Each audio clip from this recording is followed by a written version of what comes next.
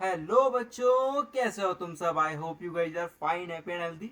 मैं आप सभी के टीचर सुरेश रावत आप सभी के लिए लेके आ चुका हूँ एकदम brand new lecture of what, sir of work and energy. तो टुडेस लेक्चर हम क्या करने जा रहे हैं, तो हम करने जा रहे हैं revision of reason for what sir, जो अब तक हमने पढ़ा बेटा जी। बिकॉज अब हमारा चैप्टर जो कि एंड हो चुका है, अब उसको एक रिवीजन की जरूरत है कि जिससे हम आगे आने वाले क्वेश्चंस को कर पाए। ओ सॉरी सर, मैं गलत पेन उठा लिया है। वेट अ मिनट गाइस, एक सेकंड में दूसरा पेन उठा के लेके आता हूँ। एक सेकंड बस, कुछ टाइम लगेगा। मेरा पेन ये आ गया, ये रहा, ये आ गया आ गया आ गया आ गया आ गया। So you need to worry about it. So pen तुम्हारा आ चुका है। सो इस चैप्टर नंबर 10 में, यानी कि जो हमारा वर्क एंड एनर्जी है, हम क्या करने जा रहे हैं, इसका एक शॉर्ट सा रिकैप, सो दैट हमें सारी चीजें एक बार रिवाइज होता है ना। रिवाइज कर लेते हैं। सो बस जल्दी जल्दी रिवाइज करेंगे, इससे ज्यादा टाइम हम वेस्ट चैप्टर पे ना करें और हम क्वेश्चंस की ओर बढ़ेंगे। क्वेश्चंस करके इस चैप्टर को हम एंड कर देंगे और हमारा इस कोर्स को भी हम समाप्ति की ओर ले जाएंगे। Okay, so let's move on to what, let's move on to our white screen. So white screen आ चुकी है। सो फर्स्ट ऑफ ऑल हमने जिस चैप्टर में पढ़ा था वो है हमारा वर्क। सर क्या वर्क, वर्क क्या होता है बेटा जी? वर्क होता है सर कुछ नहीं, काम। सर काम, क्या हमने काम कितना किया, कितना काम हमने किया। वर्क डन क्या होता है कि सर कितना काम हमने किया। और वो डिफाइन कैसे होता है, वो डिफाइन होता है फोर्स इनटू डिस्प्लेसमेंट से, फोर्स इनटू डिस्प्लेसमेंट से। ये हमने पढ़ा था। अब सर इसमें ना, सर इसमें दो चीजें आती हैं। दो चीजें क्या आती हैं बेटा जी? दो चीजें ये आती हैं सर, अगर अगर sir force and displacement same direction में हो रहे हो। किस डायरेक्शन में हो रहे हो? सेम डायरेक्शन में बेटा जी, सेम डायरेक्शन में। तो हम बोलेंगे कि हमारा जो वर्क डन होगा ना, वो क्या होगा, वो क्या होगा, वो होगा एफ इंटू एस, यानी कि एफ इंटू एस, जो कि पॉजिटिव होता है, जी कुछ ना कुछ पॉजिटिव आएगा। वेयर एज बेटा जी, अगर फोर्स हमारा एस डायरेक्शन में हो और डिस्प्लेसमेंट हमारा अपोजिट डायरेक्शन में हो, किसमें हो? Opposite direction, Oppo, Oppo Vivo नहीं, opposite. Okay, so opposite direction में हो अगर, तो फिर हम क्या बोलेंगे, हम बोलेंगे कि हमारा वर्क डन है वो है minus times F into S. Okay, so I hope कि ये चीज तो समझ आई होगी, जो मैंने बताई भी थी कि ऐसा क्यों होता है, कहाँ होता है। ठीक है, ऐसा बेटा जी इसलिए होता है बिकॉज जो तुम्हारा फोर्स है और जो तुम्हारा डिस्प्लेसमेंट है वो कैसी क्वांटिटीज हैं? These are both vector quantities, those are what, vector quantities. और जब तुम अपनी बड़ी फर्दर क्लासेस में जाओगे, जो कि तुम्हारे अपकमिंग क्लासेस हैं, उनमें तुम पढ़ोगे कि दो वेक्टर क्वांटिटीज के बीच में वेक्टर प्रोडक्ट होता है। कैसा प्रोडक्ट होता है? Vector product. अब वेक्टर प्रोडक्ट क्या होता है, क्यों होता है, ये तुम पढ़ोगे अपने आने वाली क्लासेस में, है ना। आने वाली क्लासेस में पढ़ोगे, है ना, और तो तभी तुम्हें समझ में आएगा कि कैसे ये चीजें वर्क करती हैं। बेसिकली तुम्हारी जो वर्क होती है, वर्क डन जो होता है वो होता है F into F dot S. और डॉट, ये डॉट मल्टीप्लाई नहीं है, ये डॉट मल्टीप्लाई नहीं है, ये है वेक्टर मल्टीप्लिकेशन। और वेक्टर मल्टीप्लिकेशन होता है F into S cos theta से। ठीक है, अब ये क्यों होता है, क्या होता है बेटा जी, इसके लिए आपको थोड़ा सा इंतजार करना पड़ेगा। जब आप वेक्टर पढ़ेंगे अपने 11th क्लास में, तब आपको समझ में आएगा कि सर ये माइनस प्लस क्यों आता है। ओके, तो तब तक के लिए जब तक हमें ये चीज नहीं पता है, हम ये चीज मान के रख लेते हैं, हम ऐसा समझ लेते हैं कि अगर सर अपोजिट डायरेक्शन में होगा तो सर हम माइनस एफ इंटू एस लेंगे, और सर अगर सेम डायरेक्शन में होगा तो हम उसे प्लस एफ इंटू एस लेंगे। ओके बेटा जी, चलो बढ़िया सी बात है, ये अगर समझ में आ गया इतनी सी बात, तो let's move on to our further. Sir क्या आगे क्या पढ़ा था हमने, तुम बताओ, हम मुझे तो पता है क्या पढ़ा था। एनर्जी, है ना सर, हमने क्या पढ़ी थी। तो जो चैप्टर का नाम, ये पहले चैप्टर का नाम तो पढ़ ले। हाँ बिल्कुल सही। तो चैप्टर का सेकंड जो हमारा टॉपिक बनता था वो था हमारा एनर्जी। तो सर एनर्जी क्या होती है? सर एनर्जी होती है सर वर्क डन करने के लिए, वर्क डन करने के लिए कोई भी सर अगर वर्क डन होगा, है ना सर, तो उस वर्क डन करने में कुछ ना कुछ एनर्जी लगेगी ना। और वो सर एनर्जी क्या होती है, वो एनर्जी सर क्लासिफाई होती है दो दो टाइप्स में, दो टाइप्स में। एक होती है sir kinetic energy, kinetic energy, है ना, काइनेटिक एनर्जी। और एक होती है sir potential energy, potential energy. Kinetic energy हमने पढ़ी किसी भी पार्टिकल के लिए डिफाइन होती है हाफ एम वी स्क्वायर से, हाफ एम वी स्क्वायर से। तुम लोगों को अगर ये लग रहा हो कि मैं यहाँ पे डेफिनेशंस और जो थ्योरी पढ़ाऊंगा, तो बिल्कुल नहीं बेटा जी, जस्ट हम फॉर्मूला रिवाइज कर रहे हैं, जिससे कि हमें बस चीजें ना एक ओवरव्यू मिल जाए कि हमने क्या क्या पढ़ लिया है, सो दैट ना हम क्वेश्चन करने में हमें इजी पड़े, है ना।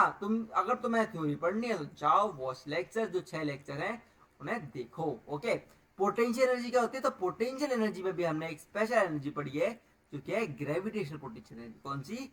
ग्रेविटेशनल पोटेंशियल एनर्जी, जो कि कहाँ हमें मिलती है ग्रेविटेशनल पोटेंशियल एनर्जी, जब हम अर्थ की सरफेस से सर ऊपर जाते हैं, अर्थ की सरफेस से सर किसी हाइट पे जाते हैं, तो सर उस हाइट पे जो एनर्जी हमें मिलती है वो एनर्जी सर किसके बराबर होती है? एम जी एच के बराबर। एम जी एच, है ना। तो एम जी एच बस वाले नहीं, एम जी एच एनर्जी हमें मिलती है, जो कि हमारी जीपी यानी क्या? Gravitational potential energy. ठीक है, और उस पोटेंशियल एनर्जी फॉर्म में वो स्टोर हो जाती है। पोटेंशियल एनर्जी सर बहुत से ऑब्जेक्ट्स में होती है, लाइक सर स्प्रिंग में होती है, सर रबड़ में हो सकती है ना सर। बहुत से ऑब्जेक्ट्स में हमारी ये एनर्जी पाई जाती है। स्प्रिंग में पोटेंशियल एनर्जी कितनी होती है ये भी तुम अपनी फर्दर क्लासेस में पढ़ोगे, अभी तुम्हारे जो कोर्स में है वो ग्रेविटेशनल पोटेंशियल एनर्जी है, तो उसमें ही हम ध्यान देंगे। ठीक है, ये दो फॉर्मूलाज हमने पढ़े थे। Then moving on to what, हमने पढ़ा था कंजर्वेशन ऑफ एनर्जी के बारे में। तो कंजर्वेशन ऑफ एनर्जी हमें क्या बताती है बेटा जी? लॉ ऑफ, पहली चीज तो कंजर्वेशन ऑफ एनर्जी खाली नहीं, law of conservation of energy. तो law of conservation of energy हमें बताती है, क्या बताती है? कंजर्वेशन ऑफ एनर्जी कि बेटा जी conservation of what sir? Of energy sir. तो कंजर्वेशन ऑफ एनर्जी हमें बताती है कि किसी भी पार्टिकल की टोटल, क्या बेटा जी? Total mechanical energy. कौन सी एनर्जी? Mechanical energy. और सर मैकेनिकल एनर्जी किसी भी ऑब्जेक्ट की क्या होती है सर? वो सम होती है सर उसके काइनेटिक एनर्जी का प्लस उसकी पोटेंशियल एनर्जी का, है ना। अब सर काइनेटिक एनर्जी किसी ऑब्जेक्ट की क्या होती है? Half m v square. और अगर सर वो पार्टिकल किसी एच हाइट पे है अर्थ की सरफेस से, तो वहां पे उसकी पोटेंशियल एनर्जी होगी एम जी एच के बराबर। इसके लिए हमने एक एग्जांपल डिस्कस किया था कि let suppose we have an box जो किसी हम कंसिडरेबल हाइट से ड्रॉप कर रहे हैं, किसी कंसिडरेबल हाइट से ड्रॉप कर रहे हैं।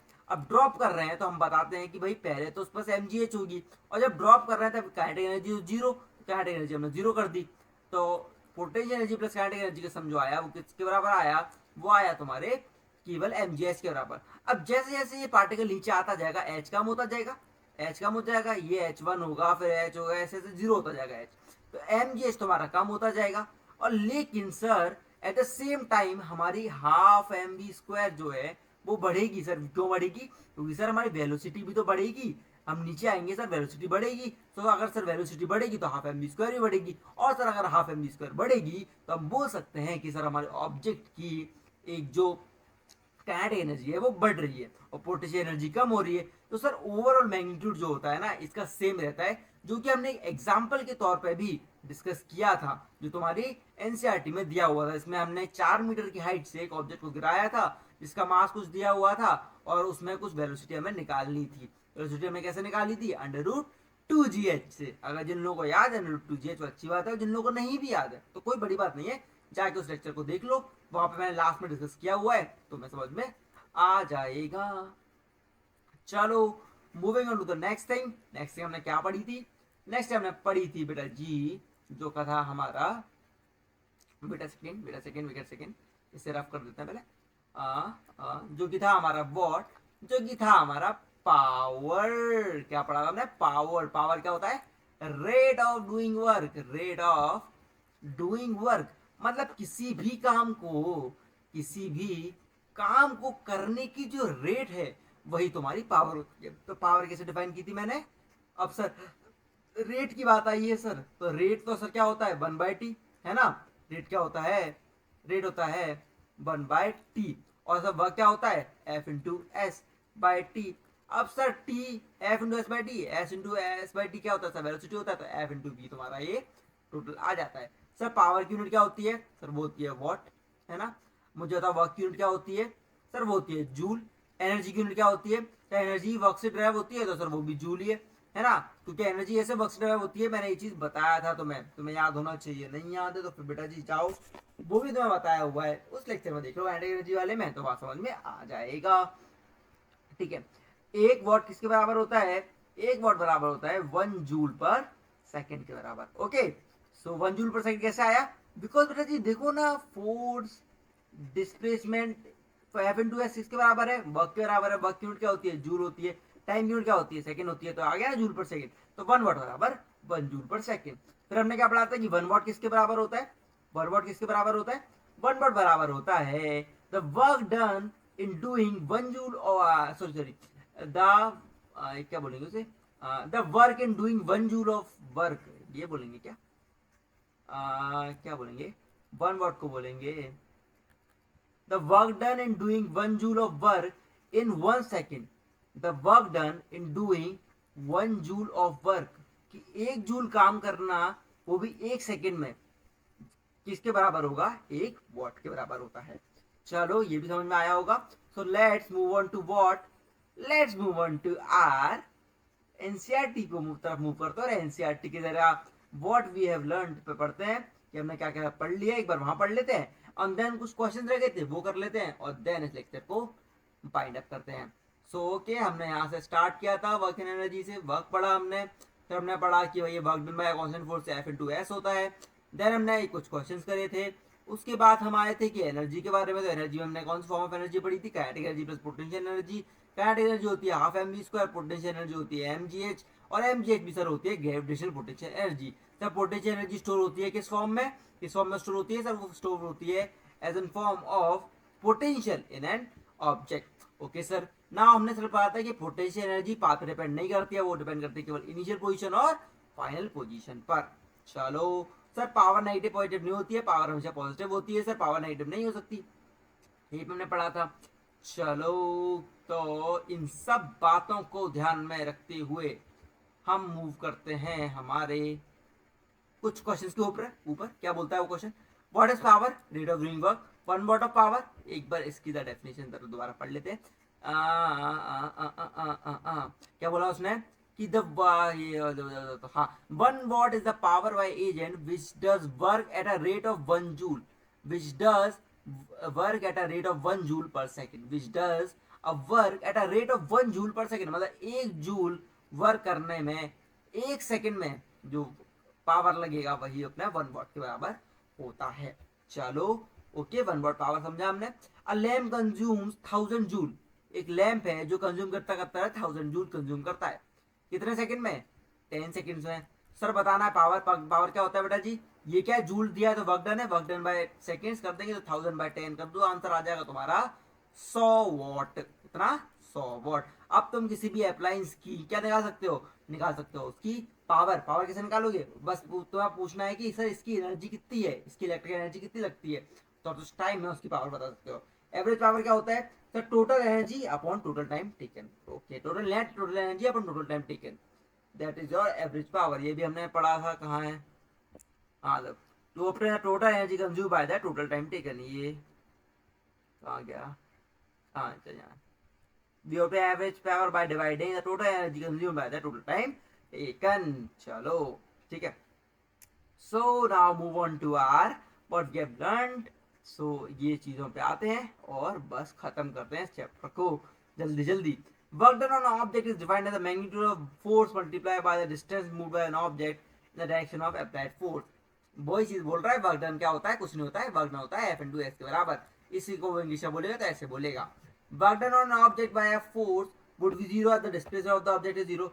सिंपल सी बात है, अगर कोई ऑब्जेक्ट मूव नहीं कर रहा है, कोई ऑब्जेक्ट अगर मूव ही नहीं कर रहा है तो फिर भाई वो कैसे, अगर कोई ऑब्जेक्ट मूव ही नहीं करेगा तो वो ऑब्जेक्ट में हम कैसे बोलेंगे कि उसमें कुछ वर्क हुआ है, तो वर्क ही नहीं होता, displacement zero. An object having a capability of do to do work is said to the possess energy, energy has the same unit of that of work, ये भी हमने पढ़ लिया। an object kinetic energy half mv square होती है, energy possessed by an body due to its change in position or shape is called potential energy। किसी भी body की चेंज इन पोजीशन और शेप के चेंज होने से उसमें जो एनर्जी स्टोर होती है वो उसकी पोटेंशियल एनर्जी होती है। The gravitation potential energy of an object of mass m reached to a height h is known as mgh। According to the law of conservation of energy, energy can only be transformed from one form to another। क्या बोल रहा है, ये बहुत important चीज है। ये तुम्हारा थोड़ा सा, अगर तुम लोग को डर लगता है तो मैं डराने के लिए बताऊं कि जो तुम्हारी थोड़ी सी ना जो एनर्जीज होती हैं वो एक फॉर्म से दूसरे फॉर्म में जस्ट कन्वर्ट हो सकती हैं, एक फॉर्म से दूसरे फॉर्म में कन्वर्ट हो सकती हैं। They can never be destroyed और they can never be created. मतलब हम एनर्जी को बना नहीं सकते और एनर्जी को डिस्ट्रॉय नहीं कर सकते, वो जस्ट एक फॉर्म से दूसरे फॉर्म में कन्वर्ट हो सकती है। The total energy before and after transformation always remain constant. Okay, so energy exists in nature in several forms such as kinetic energy, potential energy, heat energy, chemical energy. The sum of kinetic and potential energy of an object is known as mechanical energy. ठीक है, kinetic जो kinetic energy and potential energy का जो सम होता है वो बराबर होता है तुम्हारे मैकेनिकल एनर्जी के। तो power is defined as rate of doing work, the affinity of power is watt, 1 watt is equal to 1 joule per second। चलो, सो आई होप जैसे ये दीदी पढ़ रही हैं तुम लोग भी पढ़ते होगे अपने घर पे, एंड आई होप कि अब तो तुम्हें सब चीजें समझ आ चुकी होंगी। कोई भी चीज समझ नहीं आई है आज के इस रिवीजन में, देन डरने वाली कोई बात है ही नहीं, है ना। डरने वाली बात को नहीं, जाओ जस्ट जो लेक्चर में जो चीज समझ नहीं आई है वहां उस चीज को देख लो तो समझ आ जाएगी। और तब भी समझना है, लेट सपोज कि हो सकता है कि आज सर तब भी नहीं आ रही है हमें, देन बेटा जी जस्ट कमेंट डाउन कि क्या समझ नहीं आया है, मुझे टीम बता देगी एंड देन मैं उस चीज को दोबारा डिस्कस कर दूंगा एक एक्स्ट्रा सेशन में, है ना जरा। और अगर वहीं डिस्कस करके तो मैं बता सकता हूँ तो वहीं बता दूंगा तो मैं कमेंट करके, ठीक है। सो टिल देन जस्ट हम कल के जो आने वाला लेक्चर है उसमें क्वेश्चन स्टार्ट कर देंगे और अगले मंडे या फ्राइडे को हमारा ये चैप्टर भी समाप्त हो जाएगा। सो विद दिस मोटिवेशन आज के लिए इतना ही, मिलते हैं आपसे अगले लेक्चर में। तो तब तक के लिए पढ़ते रहिए, बढ़ते रहिए। और आप देख सकते हैं मैं 1 बजे, रात के 1 बजे लेक्चर रिकॉर्ड कर रहा हूँ तुम लोगों के लिए, है ना। आई नो कि ये थोड़ा सा ज्यादा टाइम लेके रिकॉर्ड कर रहा हूँ, बट कोई बात नहीं है, तुम लोग भी पता चलता है ना। So till then bye bye guys, have a nice day. पढ़ते रहो, बढ़ते रहो और बस ऐसे ही मजे करते रहो। जय जगन्नाथ गाइस। पढ़ना नहीं बोलना है, मेहनत करना कभी नहीं बोलना है। Okay, bye bye.